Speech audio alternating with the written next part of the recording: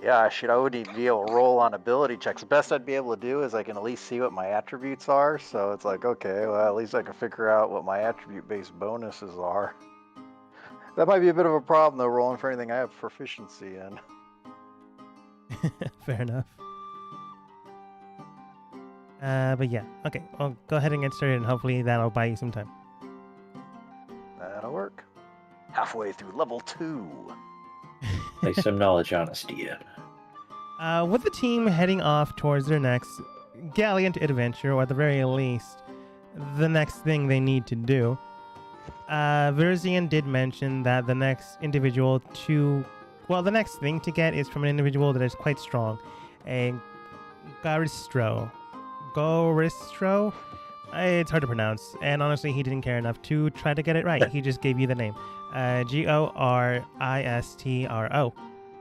It's like, it's not a drow word, it's gross in my mouth. I'm not saying it anymore. They then simply stated, beyond that, I don't really know too much about it. All I do know that it's near some giant mechanical contraption that some people refer to as the maze engine, as it is within a maze and it looks metallic and, I don't know, magical perhaps? I don't really go out there that much, and I've only heard rumors of the thing. Supposedly it guards the device. I know, like, some general things about the demon, but other than that, not too much. If you, like, want to ask me anything. What device does it guard? Some people refer to it as a maze engine device. Again, it's not really something that I am heavily aware of, just something I am... it's more or less... it's like a rumor down here. Many people tried to take control of the device, such and such. Some people gather the Modrons that are currently down here and try to ask them, shake them down, or try to mind control them on how does the device work, since most of them are metallic. And most people down here think, oh, if it's a machine-like thing, it probably knows another machine-like thing. It's not, again, my specialty. I'm only a man of magic and science, and this is like science, but this is more engineering, which isn't my field.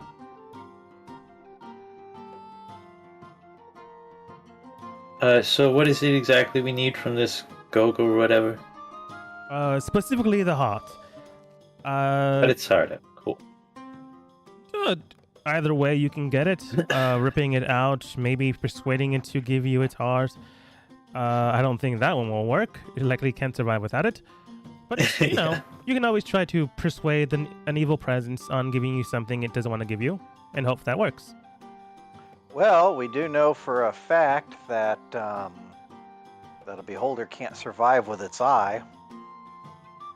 Well, it could survive without the eye, it just chose not to. Oh, no, it can't. Like it can the survive. central eye, specifically, it is more or less like a central organ, like a heart or a spleen. Well, not a spleen. That's a terrible comparison. Like a heart, it is its main mass structured form. Ultimately, you would be dooming it to death. Oh. Well, my point is that the thing had an eye, and the eye basically prevented it from living. I suppose that's also true. The stalks it can definitely live without. That part is true. Either way, you can try to persuade it, or you can try to persuade it to maybe find another one to rip its heart out, but they are quite chaotic, so perhaps that won't work. I really don't know. Ultimately, I'll be leaving you to do the job, as once again, I don't intend to fight. I foresee it having a heart attack in the near future. Yeah. I don't believe they eat that many fatty foods, so perhaps it's possible. I don't really know. He just looks at you like questioning your sanity. I believe the play on words was missed here. I don't think so. Anyways, no a heart question. attack the heart. Well, maybe everything around the heart in this case. Still don't understand it. Anyways, good luck out there. I will be joining you, of course, but once we get to the creature, I will be leaving it in your capable hands. After all, if I don't survive, I can't get the talisman prepared. As mentioned beforehand, Bract and Dacha won't be joining. Dacha's kind of going through mortality, and Bract is more or less assisting and also technically not here. So you guys got Eldeth and Slash to join you. Eldeth, more or less a capable fighter, and, doesn't like Kobo, but, is a good fighter, so bringing her along. And Slash, a good distance fighter, why not? Capable, strong. And you really don't know what to expect out there. The rest of the gang is here just in case you don't fully trust this high archmage wizard from the Drow that has abandoned the Drow society as doesn't like it, would rather see it destroyed. And you're kind of game for that after everything that happened to you. But that doesn't mean you're going to trust him. Yes, that's true. But doesn't mean you want to trust him completely. So half the team's sticking back. And, if you guys do die, air quotes, there is another team waiting in the wings, just in case. But the magic circle is being spun around all of you, and he goes, all right then, no last words. Very well then. Claps his fingers together as if, casting a spell, and you're all transported into another area of the cave system. You're not landing directly in the middle of everything. You are in a standard cave system with, rocks, small damp areas here and there. As he begins to walk in front of you, kind of, he more or less is leading, but any one of you can move forwards and read where he's going. He then continues on. Now then, mentioned beforehand, this is a very strong demonic presence. Sometimes these things can be found here already dead, and hopefully we can retrieve the heart that way, which is kind of the way... I don't know. Have you ever thought of something written down in your notes and that's supposed to be the way it goes? For some reason, you just find something heavily dangerous down here that's already dead, and you just scavenge its heart, even though the things around it don't have the same exact challenge rating?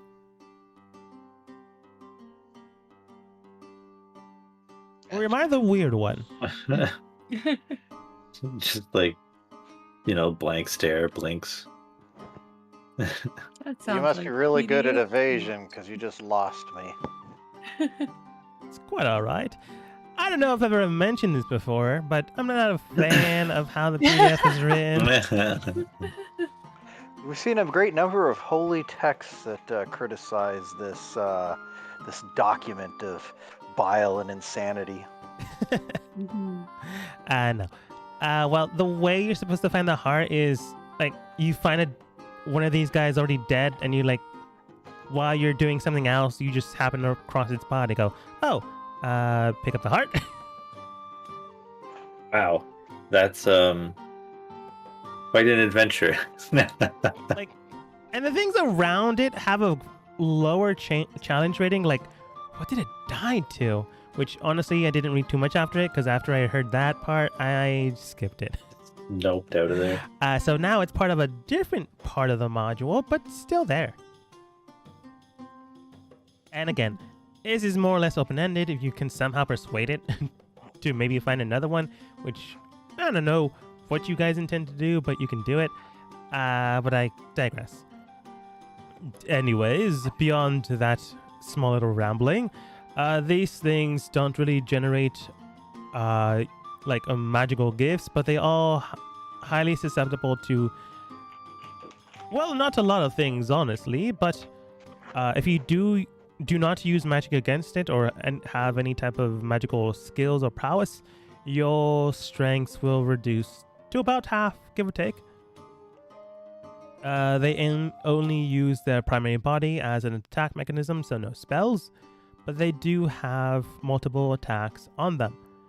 According to other individuals that I sent out there to collect a heart, yes, you're not the first adventurers I sent out and forth. You're more or less the third team.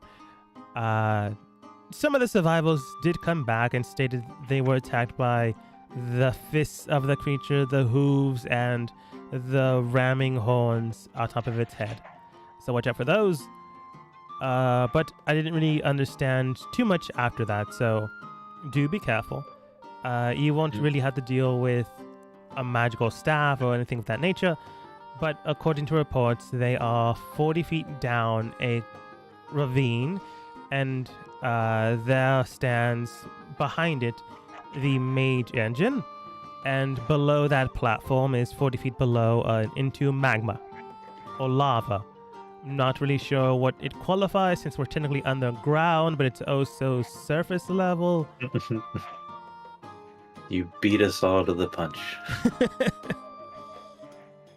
This is him and me speaking. Like, it is underground, but it's also surface level visible. I don't know what that qualified as. The hot stuff, don't touch it. Fair enough. Besides that, do be careful with things around it. I myself have never been there. I am just gonna get you to the catacombs. Well, not catacombs, it's more a cave system. But while you're moving, I want everyone to go ahead and roll persuasion to watch out for things. Perception? Perception, thank you. Okay. It's like, oh, hey, I'll roll a persuasion, but Persuade me to give you something. yeah.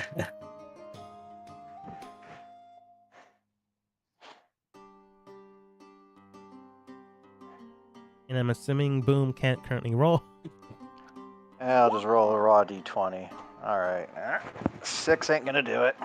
Nah, I mean, Toulouse has 23, and everyone else rolled pretty well, so that's pretty good, maybe. Well, in a way, Boom is literally distracted, so... Get your head out of your book, boy. But I'm finished. I'm still writing. The words are magical, Can't man. interrupt inspiration.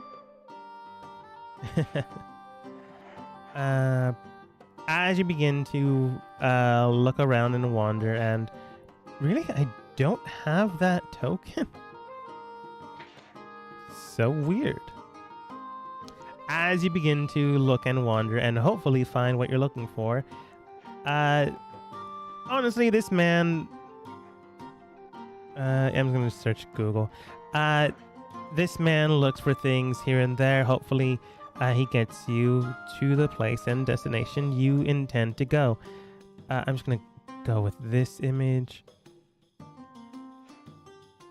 And while you're all out there, he stops you. Really? I couldn't...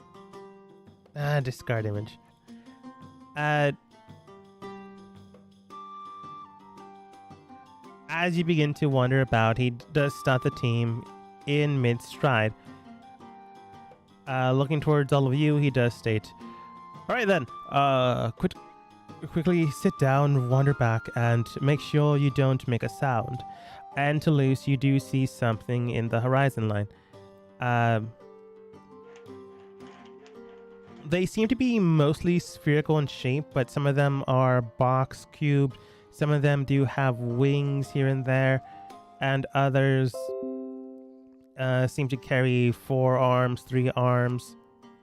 Some of them look like stars, and some of them look like 2 cubes put together. And I'm just going to show you now then, because hopefully that one did save. Ignore the size. It just gives me the size because this map is currently weird.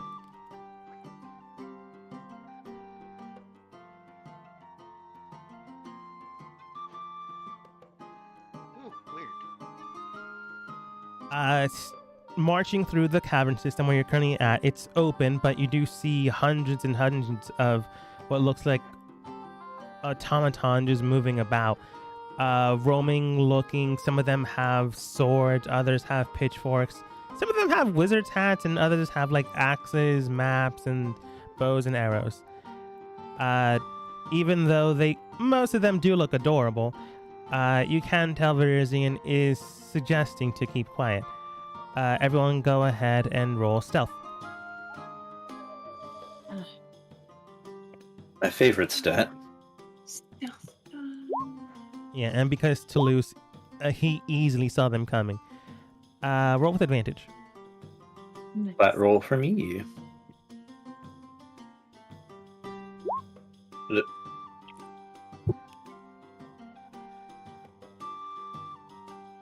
This is a group check, so don't worry if you get a natural 1. Alright. Not done. Love it. Unless you're all bad. 22, 22, 12, and 13. I'm going to go with the median. Median is 18, even though that is just quick math. Don't tell me I'm wrong. I'm just going with what I feel. Honestly, it's probably 16 or 17, but I don't care enough. You can tell that some Modrons like look towards you, even though you don't know their names. Well, he did say it like a while ago. You don't put 2 and 2 together just yet, but you can tell that some of them are looking towards you but don't notice you. Others seem to be worrying about, and some begin to discard their current positions. You do see one Modron currently scampering away from the rest of the team. Maybe they don't all act the same, but that one specifically like gets out of line with everyone else, from everyone else. But other than that, the Modrons seem to be carrying on. Like, you can tell they haven't spotted you yet, so as long as you stay put, you should be fine. Does anyone, like, not stay put? No, we're gonna stay put. I mean, with this team, I have to ask. Yeah. No, I mean, that little guy's interesting, the one who wanders off, but guess who isn't a stealth character with no brain telepathy powers? It's Gothos, so he's gonna stay put. Fair enough. I don't think anyone else has telepathic powers. So, soon enough, in about 30 minutes, because it takes an entire army to move that slowly through a tunnel, they are eventually gone.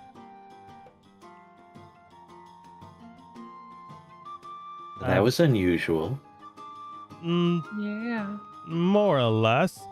I will state that recently, more of these things known as Modron, well, there's a variety of things that they're called, but the main mass army of them are called Modrons. Little bipedal automatons that roam the area looking for something. I don't really know what they look for, but when they consider a potential source or value of something, they will either try to value it and see what it becomes of it, or destroy it, since they might consider it a potential threat on what they're looking for. Unfortunately, I do not understand their language, so I can't honestly tell you what they're looking for. I've tried looking into it, but they've attacked not me, but the people I've sent out to gather this information. You think it has something to do with that their maze engine? Maybe. I honestly don't know, but did anyone else notice that one random one that like left the army? Yeah, do you think that was like a malfunction, or was that something disguised as a Modron? I honestly don't know. That is new to me. I've never seen one leave the ranks, as one would say. Could it be some sort of exploratory thing? Where one will go off to see something, and if it finds anything, it can report that to the rest? Maybe? There's only one way to find out, is find the thing. It's possible. We can also just ignore it. I mean, it's not in our way. Is it on the way to the engine thing? It's not gonna make any Like technically no, but at the exact same time, it's not gonna eat up our time. It like left not that long ago. It looked like it was coming, like, still those things weren't coming from the machine.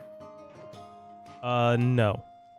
Okay. To give you more or less a evaluation of what currently happened, pretend this is a tunnel system. The green line that you can't see because it's not in the right layer. Mhm. Pretend that's a tunnel system. Sure. That tunnel system opens up into a main cavern system. And they were coming in from the left. And then they left into the right. Mhm. There is 3 more systems going up north, going northeast, northwest. Sorry. Oh, it's a flower. Going northeast, north, and northwest.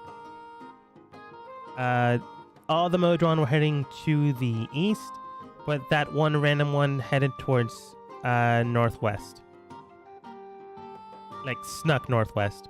Yours will be heading north, but that doesn't mean you'll be losing a lot of time. It just means you'll have to double back or find a secondary path that way, which isn't impossible.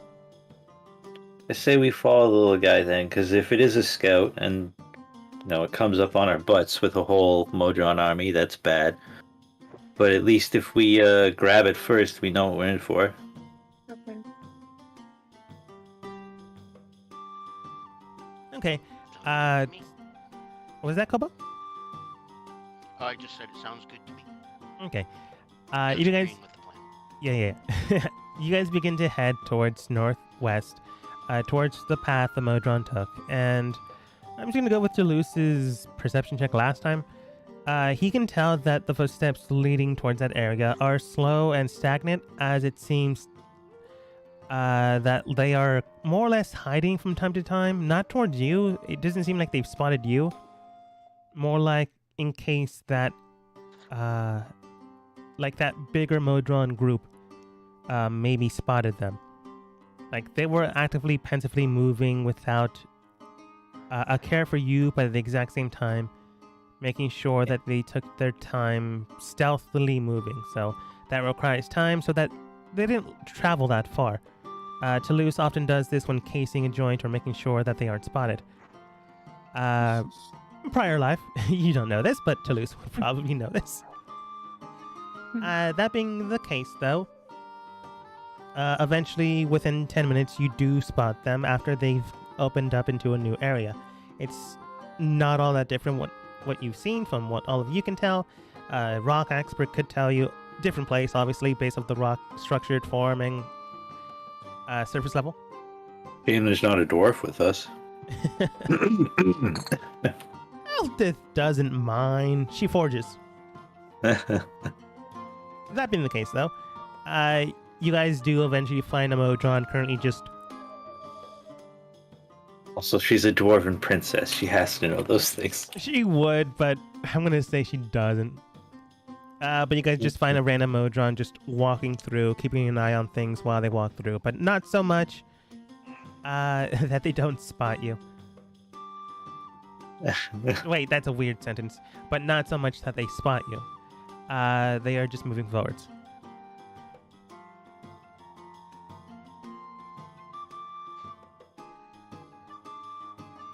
Okay, so we established nobody speaks robot.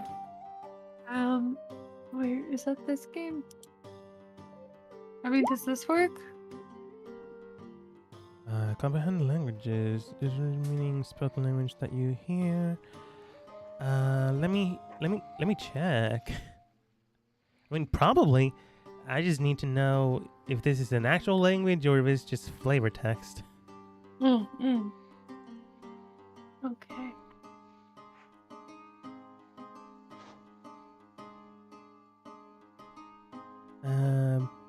Reaching the engine.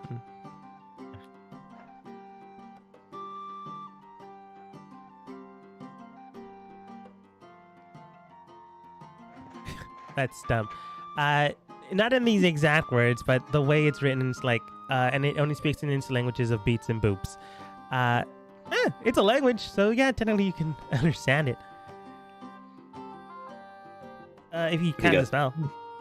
What do you got there? Morse code? I know it's binary. No, it's beeps and boops. Beep beep boop Yes. boop beep boop It's boop. Star Wars R2D2 language. But no. Toulouse, you cast your spell and you can easily understand this construct.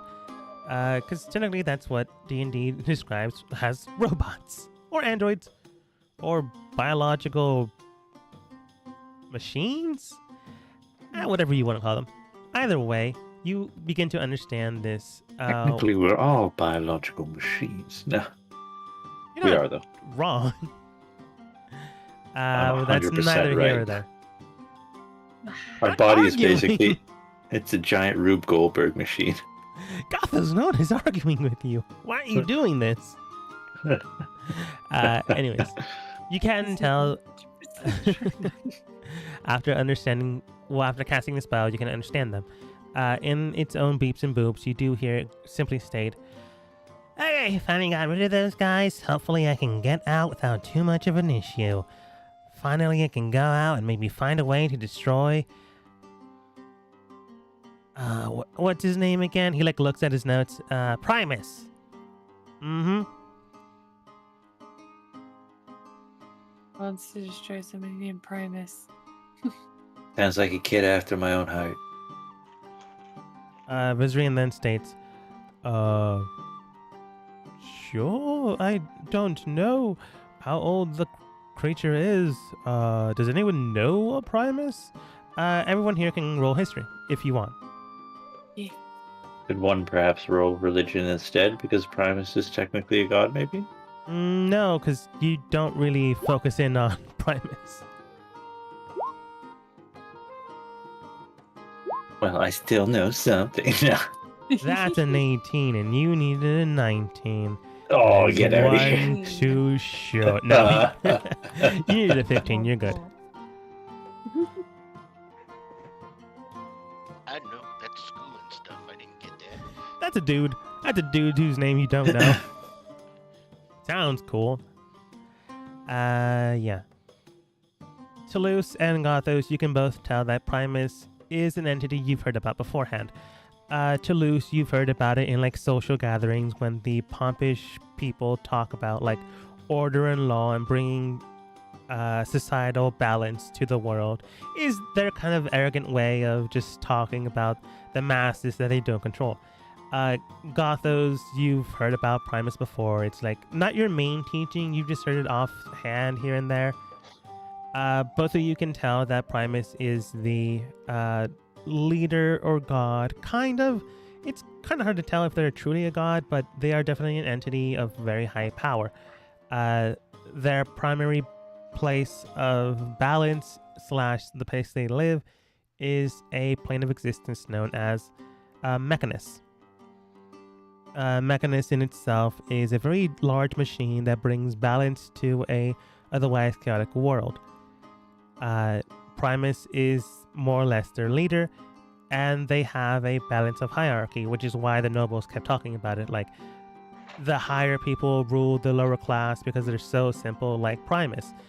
Primus understands that there is a hierarchy that needs to be constructed, or else chaos rules the world. And this kind of talking, or at least this kind of balancing, got those you remember. Yeah, that's what the goblins believed too, which is why they always trust their very violent god to tell them to keep killing people. So you weren't a fan. Probably, if anything, Gothos probably would have heard the story of how one time Orcus dummied him and then left. Yeah. Probably. Yeah, I'm going to say with an 18, you heard that story. It's very weird for someone within that type of order to betray or go against that type of structured system. But you are in the Underdark, and who knows how long these people have been marching or traveling. And you've all like felt the madness, that weird corruption within your minds from time to time, until Nan joined the party and basically wiped that out. That's not to say it isn't still happening. I'm just saying that might explain why the Modron, after who knows how long of time marching, they might have gone corrupted. Not in a way that they are evil and violent towards everyone, just like, yeah, I don't trust my god anymore. I'm gonna head out and do my own thing and like plot a way to get rid of them. Because this feels like slavery. We've never with a heard lot that of story steps. before. That doesn't resonate with my character at all. But yeah, you guys know this. You've explained it to the group, I assume, unless you keep it to yourselves, which is entirely up to you. No, like I already said, he seems like a kid after my own heart. Do we want to talk to this little thing, or how do we I talk to it? can't talk to it. Yeah. I can understand it, but I can't talk to it. That is so true. Okay, but what do you Toulouse, say? Roll. Yeah, Toulouse, he's smart. I'm gonna have you roll insight with advantage. Insight with advantage. Click that button. Roll insight with advantage. Didn't even need it. From what we can tell, this type of construct or device is maybe intelligent enough that it might understand common. Maybe not like a very high class constructed language like Draconic or Sylvan, but common is pretty easy to understand. If this is a machine or some type of thing that activates on a purpose of primal understanding, the way the language seems to be, it could probably learn common like very quickly. At the very least, you can probably teach it yes and no responses. And again, it doesn't seem violent by the way it looks at it, and with 19 you can tell it's not violent towards you guys. Like maybe if you were another Modron or something higher, it might be violent, but towards you, no, you're all fleshy bits. It doesn't care. You might be able to like teach it for a bit, but otherwise, as long as you're not Modron, it seems okay with people. All right. We can try to talk to it.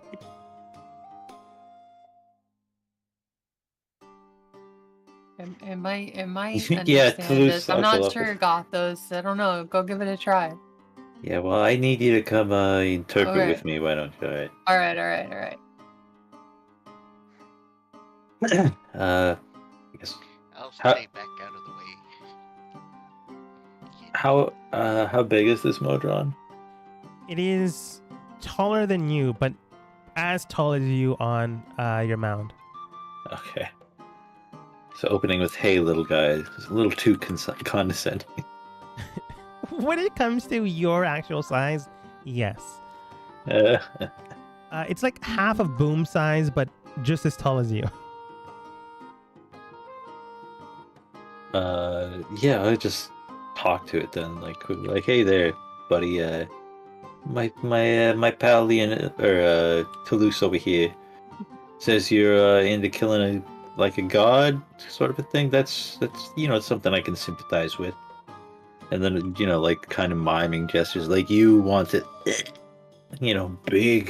big mode. Your son.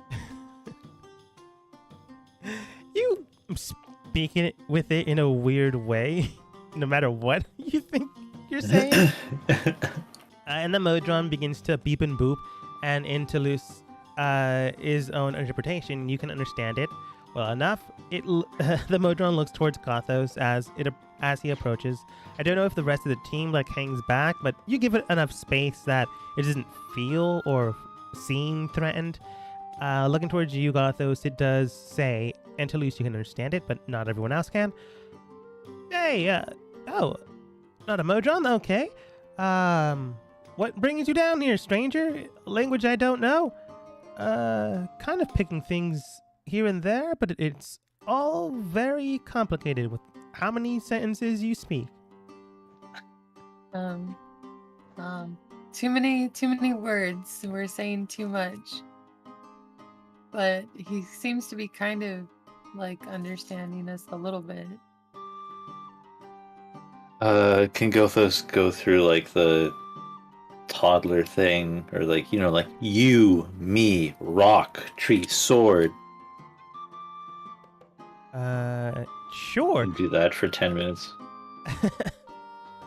I would say more like an hour, but okay. It's a supercomputer. I don't My know. name Toulouse. Yours? Yeah. Gothos, go ahead and roll for me persuasion with advantage, thanks to Toulouse helping you out. Why, thank you. Start pulling stuff out of my bag, just naming it. I don't know if Discord picked up my whistle, but it was a sad whistle. You did whistle. I heard it. I'm gonna have Toulouse roll it because it seems like Toulouse understands this more. Persuasion. Persuasion. I'm gonna say Gothos helped you out. Persuasion. Do you with get advantage? Already have That's advantage. why my +9 was of no help. Persuasion. I'm bad at persuasion. Yeah, but not by much, according to what Gothos got. I'm super bad. Yeah, I'm gonna say it takes you an hour. It takes you an hour An until hour. which is honestly next to nothing. Yes. Can we walk while we do it? Can we walk and talk? Yeah, again, this seems Walk friendly. and talk at the It same more or time. less hesitantly does hold back until it's for sure aware that the rest of the Modrons left, but then it follows you because it kind of has nowhere to go. So, friendly faces. So it joins up for a little bit, but like not so close. Yeah, all the listen, if while- anything, your traces are just going to be obscured by ours. I mean, come on. more or less nods. But it's still like 10 feet away from the main group. Toulouse and Gothos, you teach this thing along the way. It takes like an hour, which is, again, next to nothing. And it does understand the rudimentary basis of Common. From what both you can tell, it now fully understands Common, but you can't talk with it in a very complex way. Think of maybe a 5-year-old's understanding of language. Like, you can tell it, like, hey, my name's Toulouse. It's nice to meet you. Can I tell him that I understand him? Yeah, that's easy enough understood. But, like, if you try to tell it, hey, what's your name? Why are you here? What's that over there? And what are y'all looking for? That's way too much. So you can tell it that stuff, but each of it has to be its own branching sentence. Not all at the exact same time. But when you tell it, I can understand you, it looks towards you.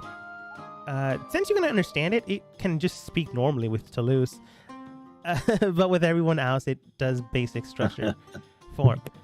It just states, currently still in Modron language. Oh, okay, that's fine. I mean, if you can understand me. Oh, that makes sense, because not everyone else could. And it's just beeping and booping. In Common, it And I then don't know states his language. towards the rest of the team. Hello, I am Modron 15822977832.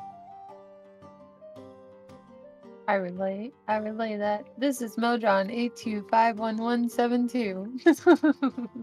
Etc., etc., etc. You may give me a common base name.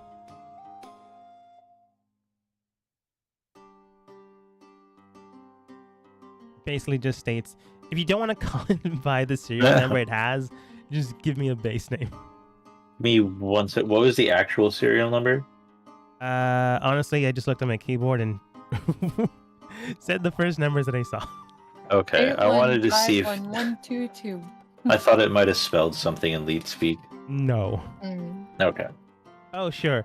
It spells lol, boobs. What's another thing they can spell in? Lalabooba. Don't you give us the His option name's to call Lalabooba. Lalabooba to 420. call a character lolboobs. Lalabooba. 420. Lalabooba 42069. Arguably better than Wilbur. Baseball. We'll call him Lobby then. Lalabooba. Whatever you want.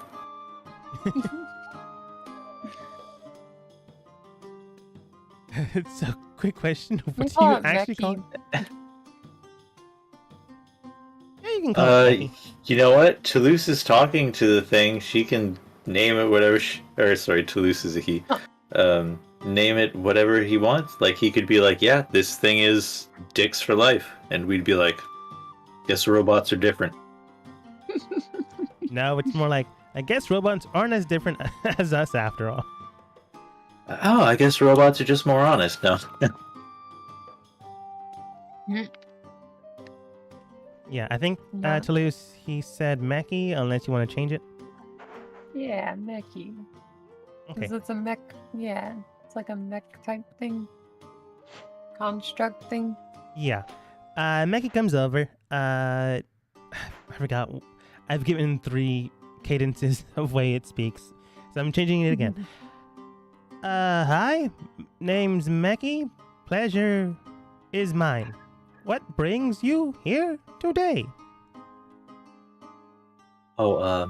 We kill demon, take heart, make spell, kill big demon. Fiend, technically. Okay. Why you speak this way?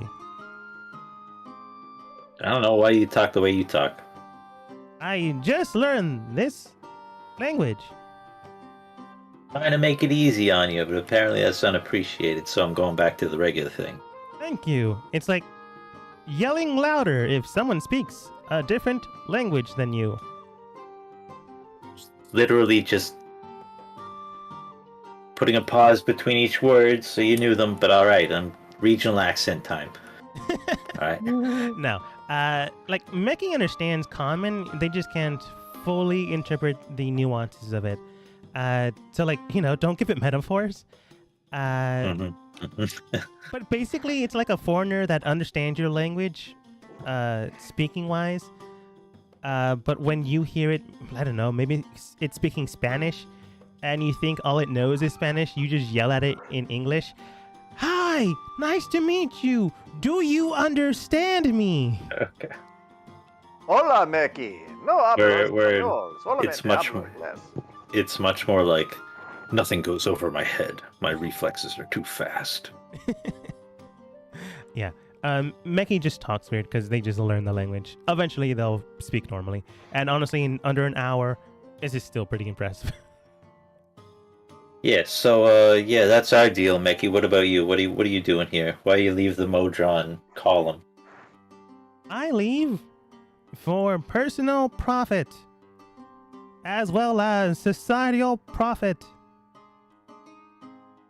You did a little cost-benefit analysis there? No! So I What, you finally just- get my nose out of my book, and I'm just now really noticing that Gothos is talking to this little A robot? clockwork thing. What language am I hearing? Uh, Beep boop beep boop boop beep pop. yes, Well, when Toulouse, it he talks is to me. correct. But also common. Like, very broken common, but common nonetheless. Like, when speaking with Toulouse, there's a whole lot of beeps and boops, but with speaking with anyone else, very broken common. Okay. Wretched machine is carrying on 2 conversations at once. Beep boop It's a- pop. But I Yeah, didn't. nice. It's multi-threaded. Sure. Quad-core. It's on 2 different servers on Discord at the exact same time. It's native language and English as the other one. I'm just waiting for the inevitable mistell. Anyways, Mechie then states in common, so everyone can understand it, not just Toulouse. I leave for destroy Mechanus. No, wrong one. Primus. Yes. So, Modron live free. Yeah, no, that's it's very your story is close to my heart because I also want to kill not Primus but the Primus of goblins, Goubliette, to make goblins free. What's your plan for killing a god? Going out and finding strong sources to murder it.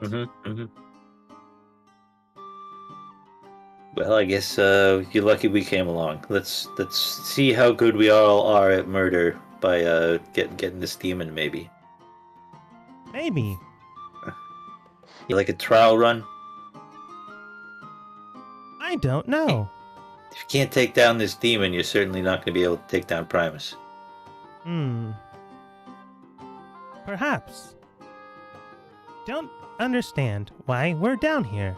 We've been down here for 10,000 years. Still looking for the thing. That's a lot of years. Did you remember what the thing is? Thing not found in database. Yeah, that might be the reason that you're still down here. Is it a...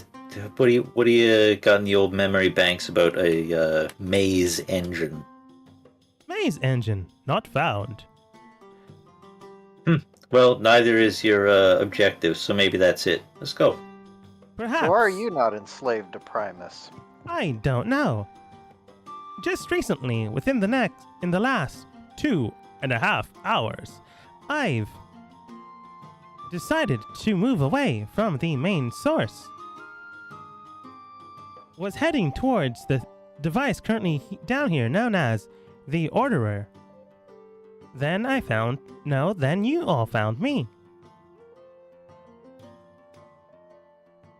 You broke away from the force that's headed towards the main orderer? No. You are now headed towards the main orderer. Yes. Well, define the main orderer. Location 289 miles south, which is the way you're going. Well, I hope it isn't 289 miles to our thing. It's not. What is... It's just what it says in my notes that it's 289 miles south. Yeah. What is the function of the main orderer? To bring order to chaos within the current area. It is a construct of Primus? It is a machine. Of similar origin, but not one fully inscribed to Primus. These devices have been sent out to various locations to bring order from the chaos around it. It is not my primary objective to find this device. But I believe my brothers and sisters, or whatever you consider your family, or societal individuals next to you, are looking for another thing, not this. And yet you believe that this main orderer is key to killing Primus? No, but it is the closest thing I've found in the last sentient seconds I've been alive. Well, now hours.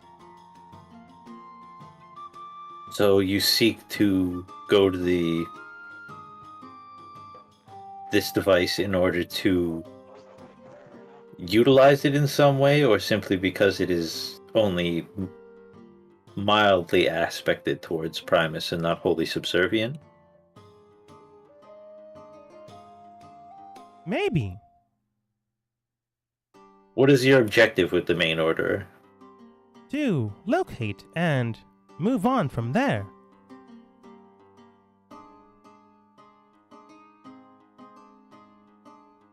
Alright. Yeah. Yeah. You continue to talk with it for the next hour of travel, which helps bring on its own understanding of common, and eventually, stops talking the way it has been. You can understand that it's heading towards the main orderer for just a reason of it's a location that they understand how to get to.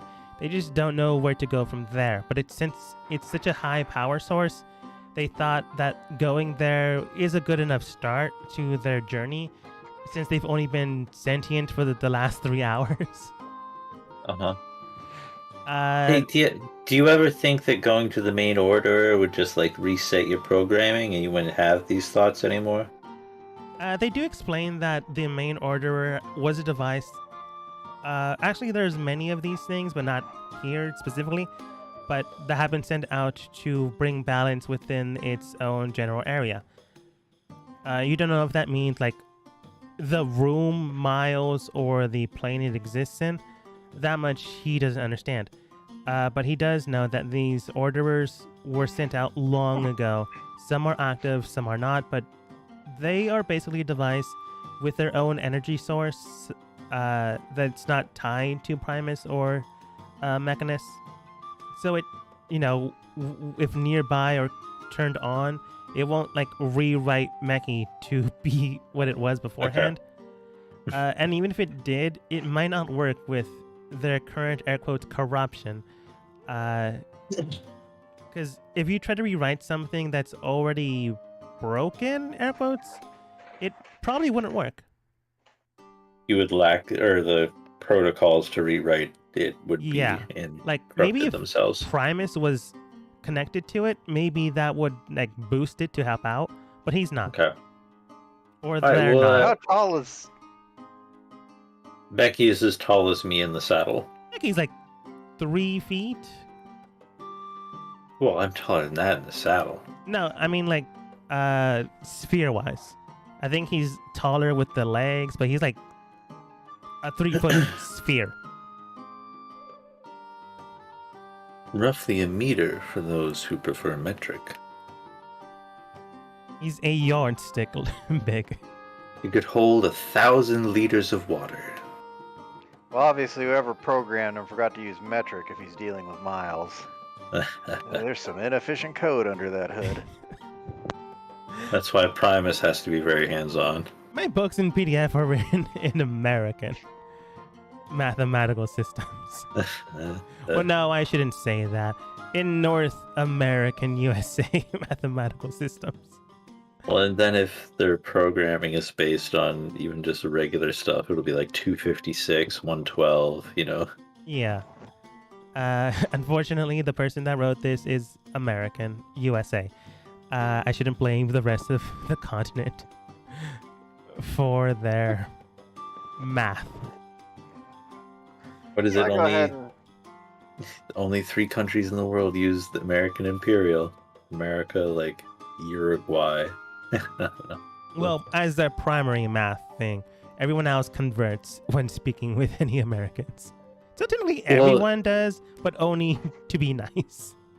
A lot of it has economics too, because all building and construction materials in Canada are American Imperial, and that's because we do business with you. Yeah, that's what I'm saying. Anyways, Boom, you come forwards. What? Oh, do we just lose Boom? Might be. Oh, I'll probably there we go. Back here. Yeah, it might one of my computer hiccups. So I'm gonna go ahead and walk over to this Modron thing and kind of scrutinize it. And does it look like it's designed for combat? It looks like it could fight, but like, if one-on-one, you could probably take it.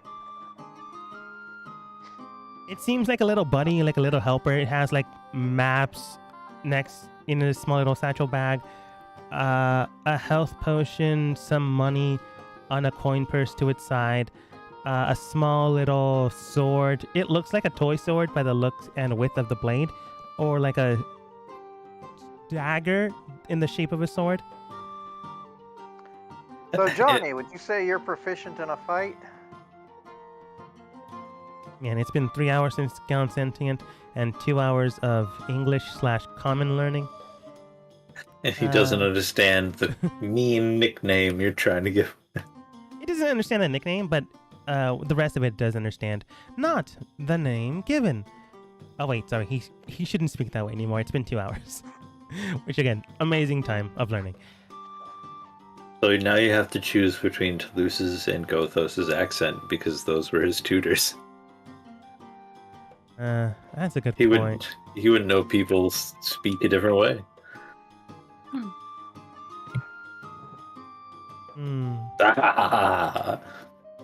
Sorry. I'm gonna go with calming. You gotta learn yourself some real common. I want you to listen real carefully to how I talk, because that's the way it's gotta be for everyone. I'm just gonna go with a calming presence instead of. What would I consider Gothos' way of speaking? I don't know. I'm just gonna go with calming. Boston, New York. I'm walking here. Nah, I'm gonna go with calming. Mackie just looks towards Boom. Not my name, but I am decent in a fight depending on what I have to fight. Oh, Meki's not your name either, but are you responding to that now? Yes, it's the first name given to me by an individual that speaks your language. Well, in that case, you end up happening to have more than one name. I'm assuming you had a name before you were given the name Meki? I have my serial number, which is not a definitive name, but something I am identified by. Well, I have hereby issued you a additional name. I choose to reject Just like, it is not so simple. Just as my name is Boom, yet that doesn't stop people from calling me Boomer on occasion. I think you did that one to yourself. Yeah, I was going to be like, yeah, wait. No, That Carlos was called you. me Boomer before. Oh, okay. Yeah, much earlier. It was only last session where I changed that for amusement's sake. Fair enough. Plus, Boom's only part of my name. It's actually Boom of the Thunderstorm. Very well. You know then. full well that's too long. I will now just call you Boom on the Thunderstorm from now on, as you have chosen to reject your shortened name. I specifically recall not rejecting my shortened name, merely pointing out that my name comes in multiple forms. Very well then. Now cataloging Boom and Boom of the Thunderblade. Storm. Storm, Thunderstorm. Thunderstorm. Boom, blade, thunderstorm, blade. I'll tell you what, Meki translates into the name Johnny in my native language. So just cross-reference it when you hear it. What's wrong with By the way, that? that full name is Johnny 5. Now cataloging Johnny 5. Where is the little boy I go off on space adventures with? Come, Now Kobo. correlating We Johnny go Cinco. on a meteor and maybe die. Man, it's been a while Well- since I've seen that show. Honestly, I forgot what happens on it. At least it's mildly reassuring that I'm not the only person around who has no idea what's going on. Poor Johnny. Alright, so, But yeah. Mickey Moore now has a more or less calming presence voice. Boom harassed them for some reason. Gave it a nickname, it rejected it, and now knows Boom as Boom and Boom of the Thunderstorm, or Boom of the Thunder Sword Storm, Boom Sword Storm. Oh, where'd sword come from? Because I messed up. Becky's like, names yeah, are it obviously had a complicated. memory address error. No, that's honestly me just forgetting it was Storm, not Sword. Sorry, other way around. How do you think Becky developed a personality? Fair enough. But But yeah. anyway, we tend to encounter a lot of danger, so wouldn't want you to get yourself damaged just due to whatever decides to attack us. If you don't think you're good in a fight, you might want to stay towards the rear. Very well. Or, then. I will yeah, assist where I can. yeah, and honestly, we're going to be coming up against this mage engine thing, which the demon that we have to have the heart from is going to be defending. I don't know, maybe while we take care of that, you could, like, sort of analyze the old maze engine. Because it's not really a descriptive name. Does it create mazes? Is it powered by mazes? I don't know. I'm not sure. The thing mentioned is not within my catalog system. We're really just harvesting Native American corn. Wait, what about Native American corn? I don't know. Hold on a sec. No, like that's all I heard. It was just like Yeah, me native. too. Yeah, I get you, getting you something here. Which also Native American corn is all corn. Okay, let me cut that part out. That'll do. There we go, in Discord. Oh, Oh, yes, alright. I comprende, compadre. Bueno. boo. Anyways, So, boom. mer. Anyways, No. other than that, Meki does state, I'm not sure. That is not cataloged within my system, but we are nearing the Orderer. And Viserion does state, well, maybe name something else within your own systems, perhaps. Not entirely sure. And honestly, I've only heard about this device from some teams I've sent out there. If they might be the two of the same exact thing, you're more than welcome to help. I will not pay you for this. I've already stipend these individuals enough with a potential ritual to get rid of their demon issue. And I've already been paying way too much on that part. Most of it sometimes on my life because they keep getting into their own sets of trouble. Oh my god, like you don't want this ritual to complete. It's like you don't want that. That's not the point. I'm helping you to help myself, which just means I'm helping you. Wait a minute, you're not a clockwork beholder, are you? Clockwork asshole. Beholder. They're like searching through their memory banks. Beholder, what are they called again? Abomination, abjuration. I think it's abomination, something of that sort. It's not like the catalog of like beast, creature, and blah blah blah. I'm gonna say abomination, even though that's probably not correct. Would you look directly at me with your main eye while I cast a spell here? I'm gonna go ahead and cast up a prestidigitation.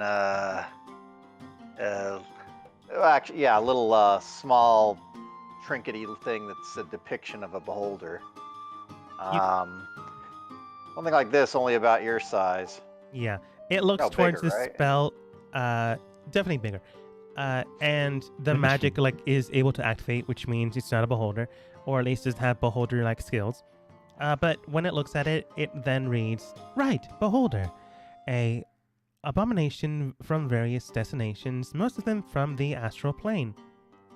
Further point, many spelljamers have been made from the living beings known as beholders. Various things of this creature to note are magical neutralization and eye rays. Be advised to be wary of these creatures when discovering them. Wait, what's this spell jammer? I know what it is, but Gothos doesn't. Goes through the whole Googling process again. Spelljammers, devices to travel the astral plane without potential risk to your own mental body and mind, as they drive their own engines through various mechanical devices and magical means. Well, okay, hold on. You said beholders can power these ships, or you can make a ship like that out of a beholder? Both He's, like, looking at his shield. are accurate. Guys, I think it's time we became professional beholder hunters. It's fucked. The simplest definition is a ship in space. What's wrong with hunting amateur beholders? You're telling me you already did that too. Been there, done that. But I digress. Although it's Hunted both funny, professionally. No, it's funny. if you ask me, I would have thought to spell magic and counterspell would have been spelljammers. Anyways, eventually you do make it to the position, and hopefully I've bought enough time so Boom's thing would update properly. Oh no, I did that a while ago. That's when I mentioned the thing about getting my nose out of the book. That was me having finally settled on a spell. Okay, so it wasn't that long ago, but 20 minutes ago. Yeah. Okay. You can tell you've made it to the point, and it does get harder and harder, and eventually you do get across a lava section of the cave from side to side. Eventually, peering towards the end is when your buddy, your pal, the guy who said he isn't fighting, Verizian, he's not in the lava, I'm just putting him there so you guys can see his name. Alright then. The thing and the device are in front of us, roughly half a cave system going that way. Once you get there, it is entirely up to you how to retrieve the heart. Maybe convincing it, maybe murdering the thing, but it can't be banished back to its realm, or else it'll stay there. I theorize that some greater demon likely summoned the thing here, so if it is unsummoned, it's unsummoned permanently. Unless one of you can summon a greater archdemon, I really don't know your skills, and if you could, you probably should have told me this long before we traveled. Yeah, we could have just done that. No. Alright, I'm casting mage armor. Yeah, so, no, I wanted to say this out of character. That was just a masterful way of being like, you can't banish this character. You have to fucking kill it or convince it. Oh Very yeah, good. it seems like banishing the thing we need from it's kind of a bad idea. Yeah, alright, Ah, so, I will take the thing from you that I need by sending it as far away as possible. Permanently, too. Now, this is more thinking of, like, the easiest way of not fighting is to banish it, like Kobo did, which is honestly Yeah. for the purple worm, good idea. But you need something from this, so maybe not the best idea. So I'm He not gonna vanished do and you looks around, dirty. it's like, what's with all these statues? Yeah, I'm not gonna do you dirty and tell you, like, not tell you this. This thing was summoned here, so if it's banished for good. So keep an eye out for that. But at the exact same don't time, do that. do whatever you want. Yeah, so, I speak Abyss. Anybody else speak Demonic? I'm not sure if it's an Abyss Fiend or a demonic entity. You did say For demon. common count. Just say demon. Well, I don't speak Demonic. Anybody speak Demonic? Nope. Okay, do you just want to ambush the thing, or you want to let me have a crack at the steel convincing? You want to convince it to give us its heart? I got one argument. Okay. Well, if you really want to try that, let me know. I might be able to improve your odds. Yeah, I'll go for it. Okay, I will mention. Although I'm not much actually- fun for sneaking anyway. Well, out of curiosity, or whatever skill you'd be using, is it something you have proficiency in? Oh yeah. No, I'd just be completely yes, yeah. No, I'm a. Okay. Well, I don't maybe use it's it just on more you to the point, guys yeah, very often, but I'm kind of a sweet talker. or more to the point, I guess I should ask, do you have expertise in that? No, I don't have expertise. Okay. Before you begin, I will reiterate, even though it's not present on the map, from the cliff you guys are at, going down is where they're currently at, and that is 40 feet downwards. From the cliff side that they're currently at, all the way down into the magma, that is 40 feet as well, which means that if you fall and land in the lava where your guys are currently at, you're falling 80 feet. That's bad. So you need a way to get down there. Do what you will. If you just want to talk with it up here, you're more than welcome to. It's just entirely up to you how do you do this. Okay, it's an 80-foot drop, but is 80-foot it still full 5 drop. foot scale? Yes. You guys been to a carnival? Blood Carnival? Yeah, the kind where you get to play on cheesy rides like a big slide. No.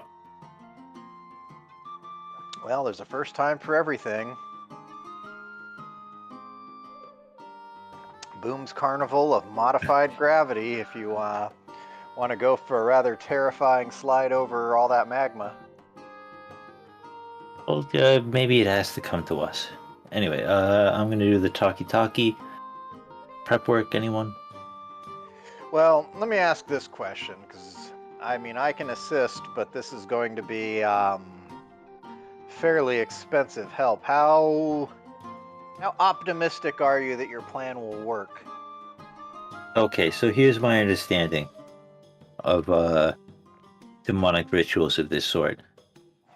Big guy over here has been summoned and bound to do a very specific task. Defend whatever the hell this thing is.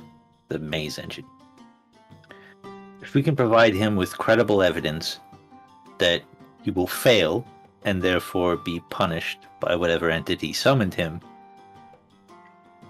he may be forced into another avenue. So you're gonna gaslight the demon? No, I'm gonna straight up tell him if you do nothing and we do not complete our ritual, then this fiendish marriage is going to happen. The Underdark is going to be flooded with tons of demons and fiends, and they will overrun his position and make him fail his mission. And therefore, whoever summoned him is gonna punish them. They will have failed their summoning ritual, and I don't know too much about summoning rituals, but I assume there's some sort of penalty, otherwise he wouldn't be here doing this thing. Alright, let me ask you this question then. Would you say you're attempting to persuade this creature? Oh, creatures kind of use that loosely, but are you trying to persuade it, or are you planning to deceive it? No, that's a straight up truthful interpretation of events, I think. That is, like, heavily bending the truth, but it could go either way. I'll let you decide which way. Whoop. As Alright, far as Gothos is concerned, that is actually like 100% what's going to happen. That's what Gothos believes. Yeah, I'm just saying you can either choose deception or persuasion. I choose persuasion. The reason I ask is I can help you with one or the other, but not both, so you better make sure you know which one you want help with. Let me reiterate, I believe what I just said. Alright, in that case, I walk over, and I'm just going to go ahead and see if I can get away with booping Real Gothos quick. on the nose. I don't know if he's going to understand a single word I say. That's Actually, not a that's a guarantee. good point. Maybe you should try and talk to it first. If so, then I'll help you. Alright, and Viserion, what was this thing's name? What was it called again? It's a Gogol. Come on. Write it down if you don't want to tell me. I did. It was a while ago. If you don't remember, that is perfectly all on you. Aristro? I am not liable for your inaction of remembering this thing. I am merely saying this as an assault toward your own intelligence, as well as me buying time to write it down and looking for it. There we go. Garistro? Oristro. Okay. Alright, yeah, then let's Gothos will touch his earring of thaumaturgy and amplify his voice to 3 times its normal volume. And say, Goristro, in Fiendish. Do you understand my words? What kind of fiendish? You mean abyssal, common, goblin? I do undercommon? mean abyssal. Okay, so I'm pretty sure there's 2 different languages, but I don't think you have them based off of what you said, so I assumed abyssal. Yeah, I put my language proficiency up there for everyone to see. I misspoke. It is okay. I just want to make sure. Because this thing only speaks 1 language, and that's it. Yeah. Looking towards you, this demonic fiend, this Goristro, Gordazon of Istro, looks towards you and simply states, Food, what brings you down here? A marriage. A marriage that will sweep across the Underdark and destroy everything in its wake, including what you protect. Then come down here and we may discuss this marriage. So, based on what's going on, does it sound like they're communicating in a common language? You get the same kind of grunts from each other. Based on the language, if you don't know the Abyssal, it kind of sounds like they're talking the same thing. Once you get into the perception of this creature, it immediately notices Boom. Friends, you brought to the conversation. I have many friends, until I see you alone. Then bring Hey, them forwards. Can you not Yes. hear my words from here? It is rude between just two. Hey, Gothos, Yeah, what do you got? did I ever tell you have a cute nose? Boop. And as I boop him on the nose, I cast skill empowerment. Is this And, a spell or like an effect like clerics give or druids do? It is a spell which will grant him expertise in one skill, and I'm going to pick persuasion for that. Okay. Do you have to, like, what are the components for it? I'm not talking like material components. Good, because there aren't any. Somatic, tactile. Well, like, you okay. have to speak. Gothos doesn't have to has to not bite my finger. He just has to be willing. Do you have to like And- wave your hand, speak the spell, or just There's look at verbal and somatic components. him? Then this Garisto can easily tell you're casting a spell. Which is fine. I'm not casting fireball or anything. Yeah, Not that he's. it likely knows to- you're doing something though, Yeah. which is the main thing it cares about. Well, I could stand in front of him and look away when I do that. But You can anyway, do I wasn't that. all really concerned about But at that. the exact same time, you're like turned away from him and going, "Oh, Gothos, you have a cute nose." Boop. Waving your hands in the air and then booping his nose. You can still tell someone's casting a spell. Like, maybe if you had meta magic that can negate some of that, is more or less what I was trying to see if you had. But you don't. But you help with persuasion, but looking towards you, you can tell that whatever chance you had died the instant magic was cast. I want everyone to go ahead and roll a turn order. Honestly, Boom, I thought you were going to do it before they began speaking, but at the exact same time, I was for sure certain someone was going to make, not a mistake, but... they You would were do setting us something. up for failure. I And was yet at not... the same time, you're like, are you sure? Are you sure?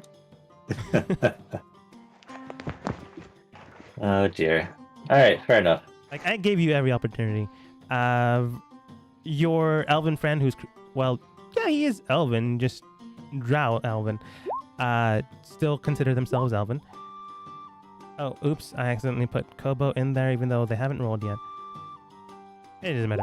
There we go. Like, your elvish companion basically stated they are a demon.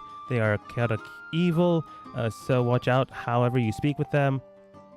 They are insusceptible to most non-magical things, so casting magic will help you in this endeavor. They have melee attacks primarily, so watch out for those.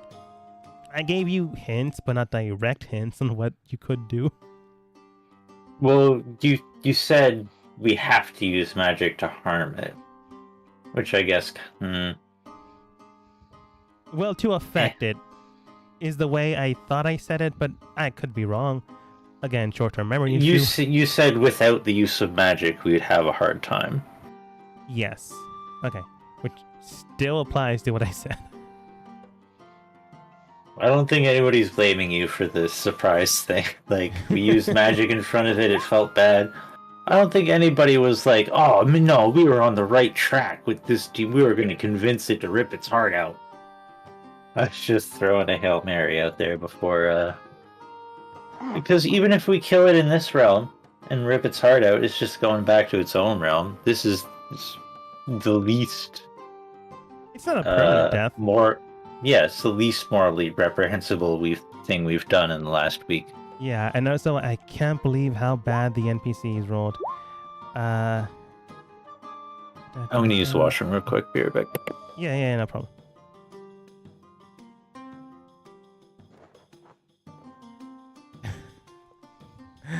I can't believe how bad the... What is with my rolls? Well, Trip rolled better than I did.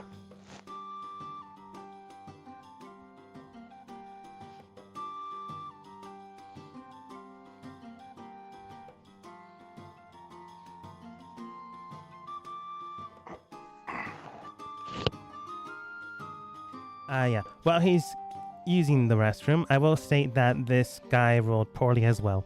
Only with an 8, even though he had advantage on initiative. I give him advantage because he for sure knows that there's more of you up there, based upon what Gato said.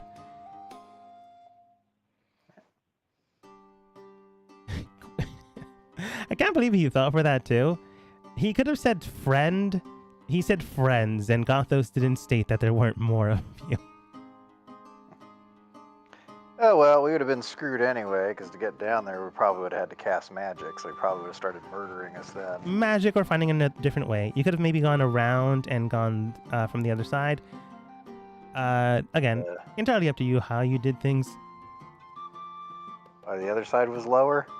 No, but it was... It's about the same, but you could maybe angle it with the wall structure without being seen, maybe? But I wasn't going to give you any more hints. Well, in some ways this works better because he just lost his opportunity to be in melee with us. Unless he's got some way to deal with that, in which case it saves us some inconvenience. Maybe. We'll see what happens.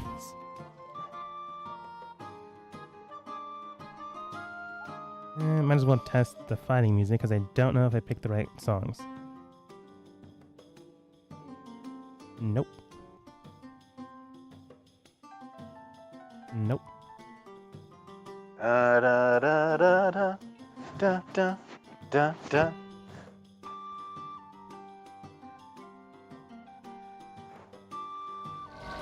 Or should we go with something from the Nutcracker?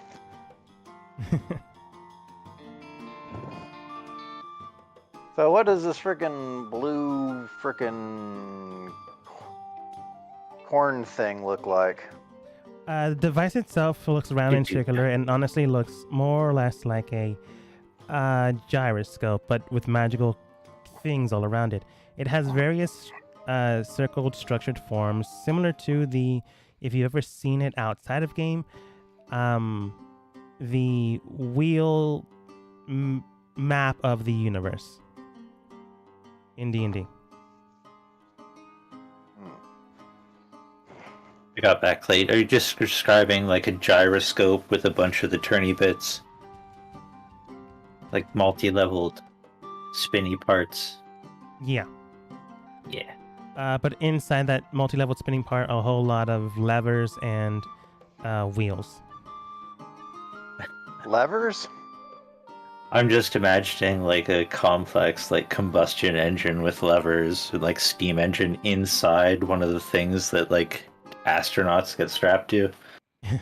But yeah, levers and wheels. You could potentially be able to figure out what it does or how it works.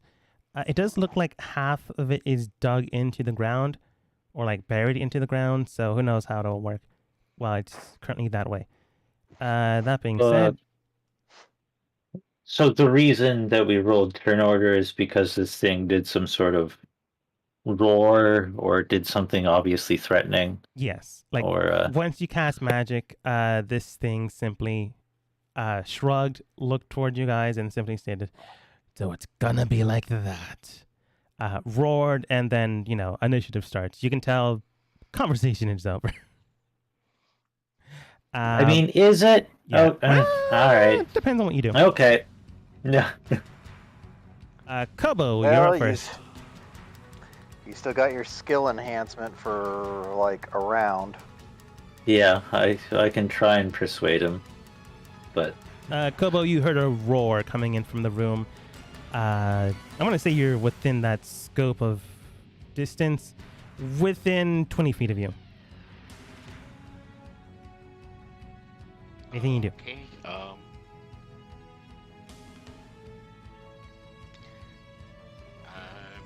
going to run in, however far we are, to assess the situation. I see a big monster over there. 40 feet roaring below and ready you, to fight. you do see a monster like roaring up towards Gothos and Boom. When you are within the room's spectrum, and this thing has a very high passive perception, unfortunately, it looks towards Kobo and goes, So you did bring friends, and you call this a talk? Kobo, you don't understand this. You just see this thing growling towards Gothos. I said full well I had many friends. I'm pretty sure the negotiations were over. We're fighting, aren't we? I mean, I got a theory about him not being able to go outside that little island. Theories are Kobo, why don't good. you banish it. Yes, theories are good. I was gonna say that the banishment's the problem, isn't it? I mean, we can't banish it unless we lose its heart, right? Yeah, Kobo, the joke. we've had very clear instructions. No banish. If you want to get rid of the problem, it honestly will solve the problem. It'll solve one problem and generate another. We still need the heart. Yeah. I don't know. Maybe you'll find a dead Alright, corpse of it somewhere along the line. Just like the friggin' book says, you just find one. Well, I'm gonna go ahead and say because it honestly did. The conversation took me off guard. I heard the roar, I came running in expecting a fight, and there's a bad guy just talking. You just hear Gothos in the Kind of background. berating I me. told you I had many friends. And so I'm gonna hold a firebolt in case I actually do need to shoot something, Fair enough. I think. Okay. Holding action. You hold until something triggers it. Gothos. Okay. Let me try and salvage the old operation. And, just in case that doesn't work, and before I forget, I'll just go ahead and get out of fireball range of everybody else. I said firebolt. I was being cautious. No, I was thinking he might throw a rock at us or something, but then save throws. Do I be close to people or not? I'm gonna go there. And Gothos will say...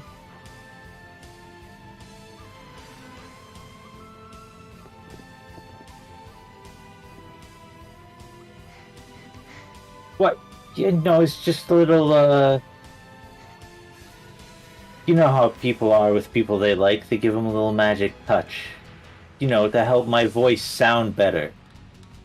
And also, still, like, we can kill you, or... Alright, the wedding can kill you, or you can try and kill us, but it doesn't change the fact that... Unless, we do what we need to do, your mission is going to fail. And whatever conditions that bind you here are going to be violated, and I don't think you're going to like that. Gothos, go ahead and roll persuasion with disadvantage, because that is a very weird, rambling thing to say to this thing. And Yeah. when you're rolling your persuasion, add your proficiency bonus again, because you got. Yeah, you got the expertise things to in it do. right now. So, disadvantage. Persuasion. Plus 11 an, plus your proficiency again. So what is it? 15. my Yeah. proficiency is +4, so 15, yes. Okay. It wasn't impossible. Prepare to get attacked, everyone. Nah. It wasn't impossible, but it was an 18. Yeah. This thing just roars towards you, shouting. Everyone else just sounds like a shout to you. If only I'd made better mouth. That's a weird sentence, too. Gain disadvantage again when you try to speak with that. It was a Brooklyn Nine-Nine reference. Yeah, yeah. It just shows towards you. It feels like conversation is over after this It's last just one. more angry now. Yeah, I'll say that's a bonus action to try to persuade it. Action and then movement. You can tell conversation is broken down fully. I still have. I mean, I don't think it can go outside that circle, but also, I don't think I can do a lot of good unless I go inside the circle. You know I what? told Gothos Kobo is, you can Gothos has had believe enough what of you this want. shit. Yeah, Gothos has had enough of this shit. So he's going to back up and have Tannhauser do the leap. How far is the elevation distance between the two platforms? 40 feet down, 40 feet. which means it will be taking falling damage. Because you're not jumping upwards, you're not like mad dashing the exact same elevated level. You are falling down. Like for sure, Tannhauser with their jump and the arc can land on it, but you will be taking falling damage unless you can like mitigate that somehow. I think I have to mediate it by being awful Mario speedrunner. What's Tannhauser's speed? So it's 30 feet, but if she jumps, it's triple. So it's 10 feet to do the long jump. If Tannhauser goes, like, Tannhauser can technically climb walls, so if they go down the ravine 20 feet and then jump the remaining 5, they can mitigate half the damage if you roll an acrobatics check well enough. I love it. I'll do that. Okay. So it's 40 feet down and 40 feet, well, I mean, I guess the ravine is more like 5, 10, 15, 20, 25. Looks like 30 feet across and 40 down as far as the Yeah. edge to edge. Okay. Alright, Gothos, go ahead and roll acrobatics to mitigate damage. You're only technically falling more or less 20 feet, but at the exact same time. Since you're like at a better angle, you can easily half that damage down. DC to DC to beat Had 13. disadvantage on, unfortunately. DC to beat 13. Still a 17. So half of 3d6. 12. You only take 6 damage as you just land to the side. 3d6 for 20 feet? Oh my. I believe it's an extra d6 for an additional 10 feet. Unless I'm wrong? It starts at 10 feet. And you said I crawled 20 feet down the wall? 20 feet down the wall and then jump the rest. You Which was- mitigated the damage with acrobatics to half of what you would take. I'm just being ridiculous. I'll take my 6 damage. And then lay into this thing with me old shield. And guess who's level 11 now, so... I think everybody. Yeah. And I've mentioned this before, but I will smite. Just a level 1 smite to start us off with, see how the radiant damage does.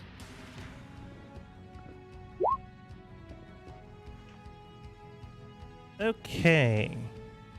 So that's 9 regular damage and 17 radiant damage. Well, 30 does hit for first off. It'd be crazy if it didn't. You smash into this thing for 15 and then an additional 11 for a total of 26. It smashes into the creature and it doesn't look like it does more damage, but it does do the full extent of the damage pool.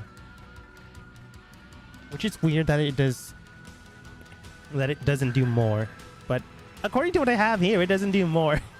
It just does the Okay. whole effect. Smashing in for Again. 26 points. With your second strike, 24 does hit.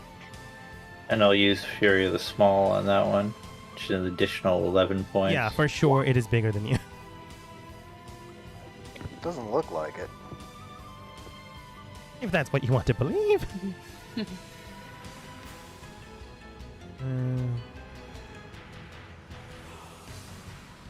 And Gothos will say almost conversationally, like, Hey, how long actually can you live without your heart? Because if we just take that out and then banish you, would that negate the... And he's like bashing the guy in the head. Yeah, this thing ain't listening. I think that's all of your attacks.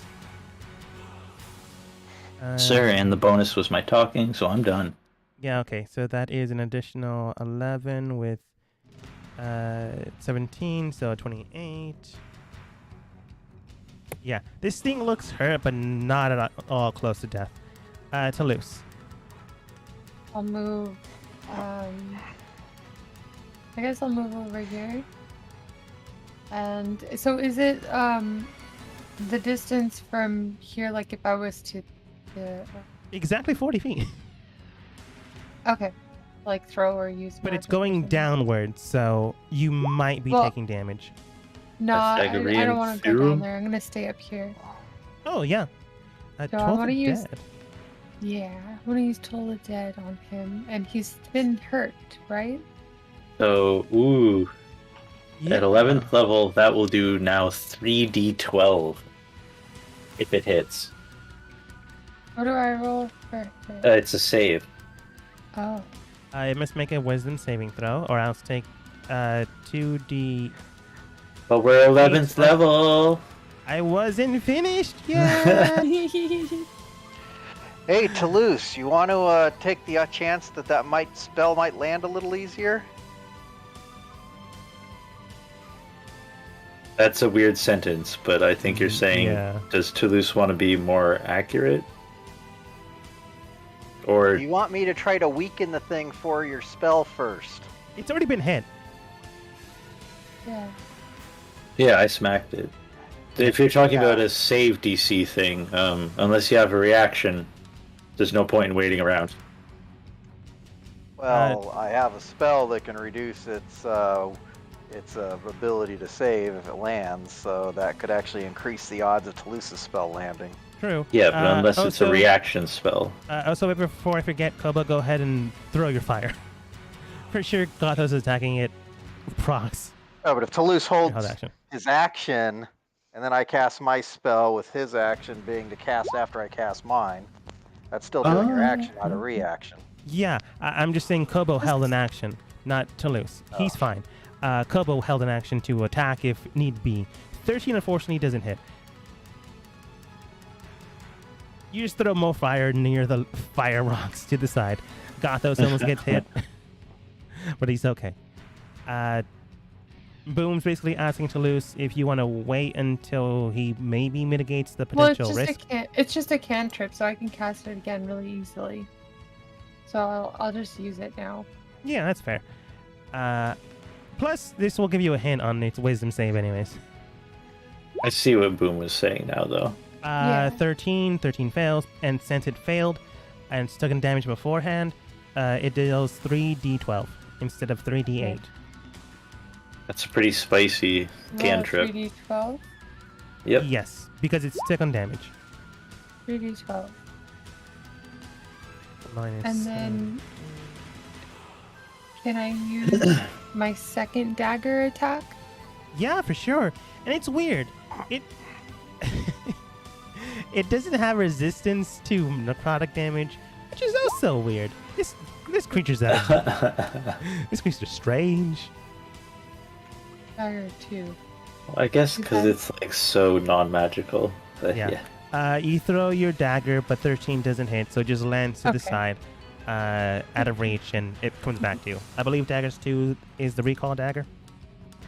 I always throw my recall dagger, yeah. Fair enough. I just have dagger 2 is just for the no, like it doesn't do the extra damage. That's Yeah. why I have it look dagger 2. You run to the side, helping out Gothos first with your necrotic call, and then with a dagger to the side, perhaps distracting the thing. Trip begins to rush over towards the group, looks down. Oh, giant demon thing. Oh, that's right, we were facing it. Gothos, how did you get down there? Do you believe in yourself? Because I do. Gothos, go ahead and write down you have a bardic inspiration die, 1d10. Nice. He then states, Yeah, believe in myself. I'm gonna try and kill a god. What do you? I think it's just a very big demon, but good for you. Let's see here. Not this one. Actually, where am I? I only see Tannhauser. You are there. Yeah, I see you too. Oh, I don't see me. Yep, I'm see in- you and Tannhauser. Maybe I'm Tannhauser. moving you ate to the you. right, and then I'm Ah, moving you to there the we left. go. Okay, cool. I'm back. Okay, don't know what that's about. And you do the hokey pokey and oh, No, it's slide to the left, slide to the right, 2 hops each time. What's my favorite joke? If you want to see an entire room of people just like totally break down and spaz, tell a room of white people to cha-cha real smooth. Mm-hmm. Anyways, Trip just looks towards you guys and swing states. Unfortunately, I am more melee than distance.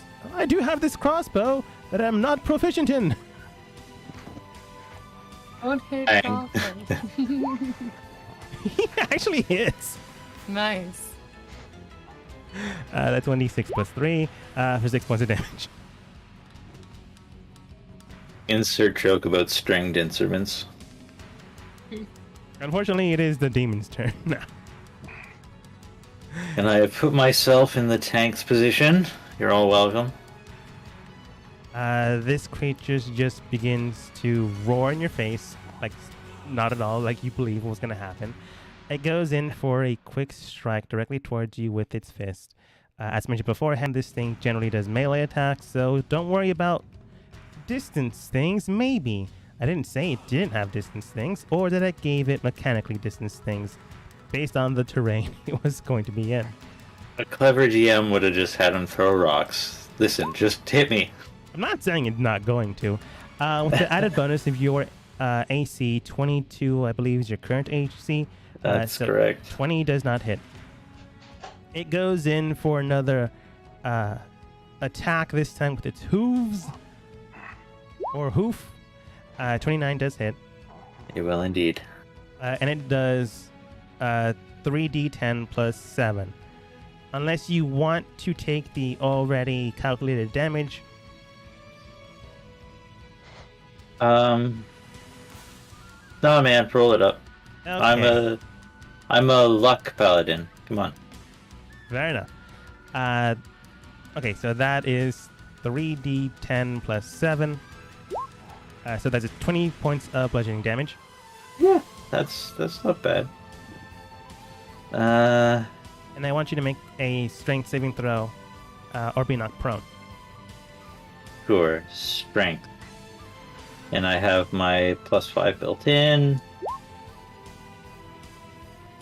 Knocked Doesn't prone, sound great. unfortunately. Yeah. You just basically get So- knocked off, hit off Tannhauser and just hit the ground. Yep. Lastly, it will do a gore attack. With advantage because I am prone. Yep. Plus 13 to hit. I will state, unfortunately, those after Boom's turn, I am gonna have to call it here. So let's see what Oh, you no. got. Yeah, 30 does hit. It sure does. Oh man, I forgot it hits hard. although, Honestly, geez, that that doesn't so make high up. sense. Is that a ranged attack? Just kidding.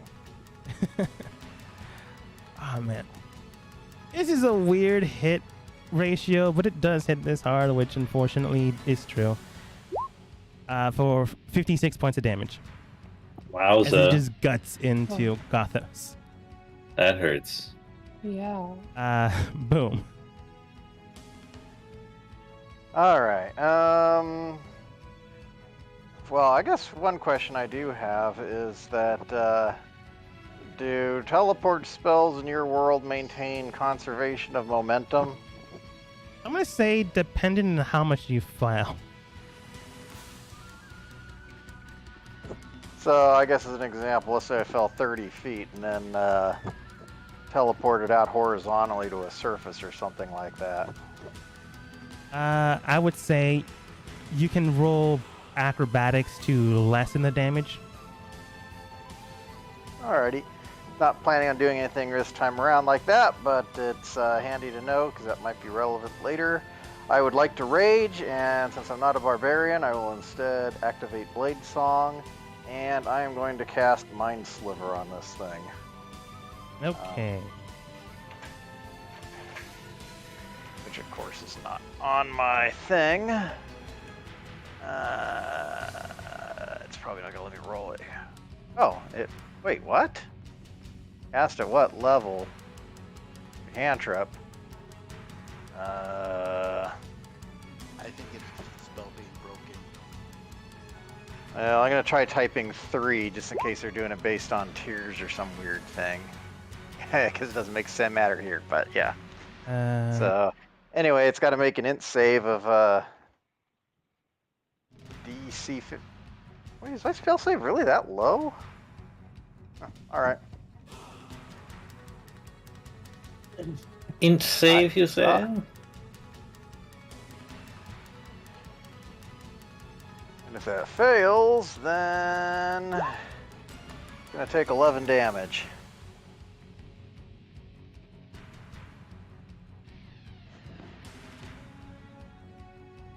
And if it fails, it is we're gonna lose a whopping 1 on its next saving throw.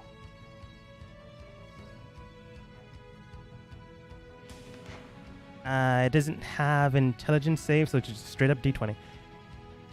Oh wait, -2. -2. 16. Oh. Still made it. I'll be right back. I still did nothing. If I can, yeah, I'll be okay. I can heal myself for 55 next turn. I think I might. I'm gonna try to get over there, but I don't know if it'll work. What's the feline agility thing that... That's what I'm gonna try with Featherfall and see if that works. Featherfall could actually be kind of cool, like, you know... Like if I you know, launch myself with feline agility, maybe I can slowly fall to the other side and then climb up the Yeah, side before it. but I was just imagining, like, Destiny when, like, a warlock does their jump thing and they're just floating. And you're just, like, throwing knives, you're like... Yeah, like that. Like, I don't know. I'll see. That's my idea. That'd be cool. I don't know Excuse if me. it'll work. Hey, don't feel bad about things that don't work. I just got 70% of my health dummied in one turn. I know, that's why I'm trying to get over there, so I could at least be like, I can slash the shit out of them and get sneak attack damage, right? Because you're there. Yeah. Technically. I'm probably gonna, yeah. But yeah, I'm back. 16, I think, succeeds anyways. Yeah. Does it take half damage? So, no, it's can't. Is it a cantrip? So take. It's supposed to be. Nah. No, it's third level, but it doesn't look like it says anything about half damage. I guess it takes nothing. Boom, bonus action. And movement. Well, I already used my bonus action to trigger Blade Song. Oh yeah, that's right. I guess, let's see. That's gonna be hard to count. 1, 2, 3, 4. I don't know. It looks like there's a fairly uniform gap here. I guess one question I have is, how the hell does jumping work in this game?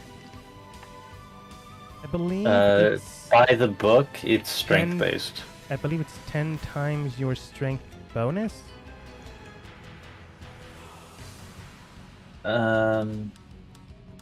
Something like that.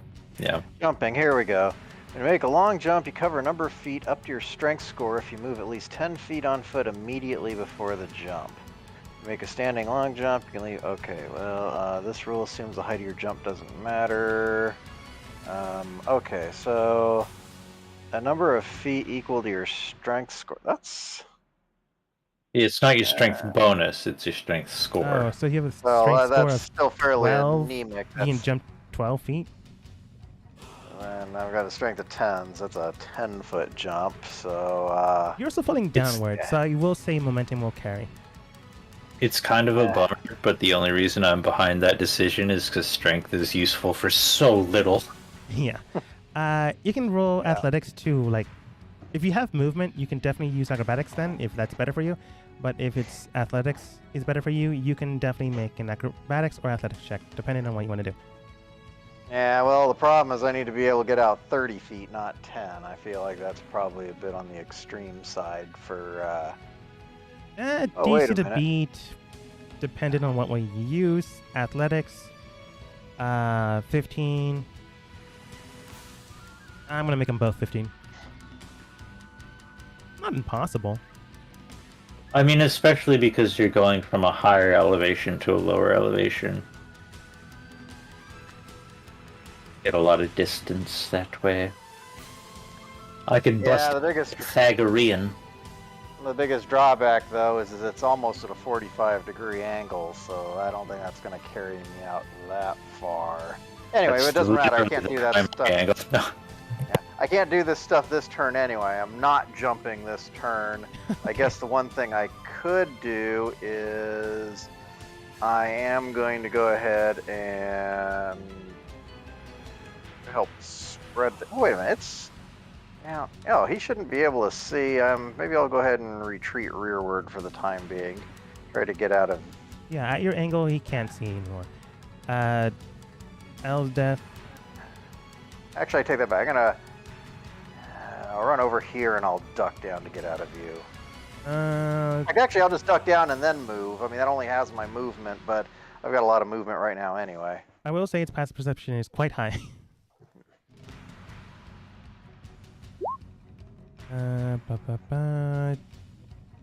Has bonus.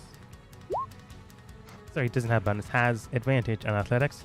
Eldis just straight up long jumps straight towards Gothos. Just barely manages to cling on. Uses her great sword to just cleave it into the ground and carry up. Unfortunately, that's her entire go. Just to get there. Because she was pretty Dang far it, back. Elsdeath. I can't use my... Now I can't retreat. Alright, let's do it. Slash comes over, looks towards you guys. I don't know if you got up to it that closely. Just gonna throw daggers at it. Nope. No, that last one hits. 1d6 plus dexterity. 2 plus 4 equals 6. Not doing that great. Twang. Twing. Nanam comes forwards in case he needs to heal anyone. He'll prep up a heal if there's someone nearby that is in danger. No, they notice Gothos. Oh, yeah. Gothos take 4 plus 4 equals 8. Alright. Love it. Meki comes forwards, bow and arrow. 12 plus 6, that is 18. And that does hit. From what that does not hit. The lob another arrow. Still doesn't hit. Unfortunately, while the team is currently very, very strong and courageous on what they intend to do, this thing just barely got hurt. It is down to not even half its health. Worrying Well, and troubled. Gothos, what you gonna say?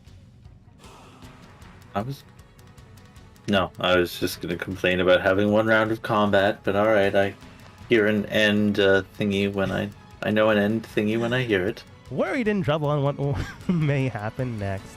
Yeah, you can complain all you want. Unfortunately, this is where I have to go. We'll see what happens with a team and a fight to the death next time. Hopefully, well, no, that's a little rude.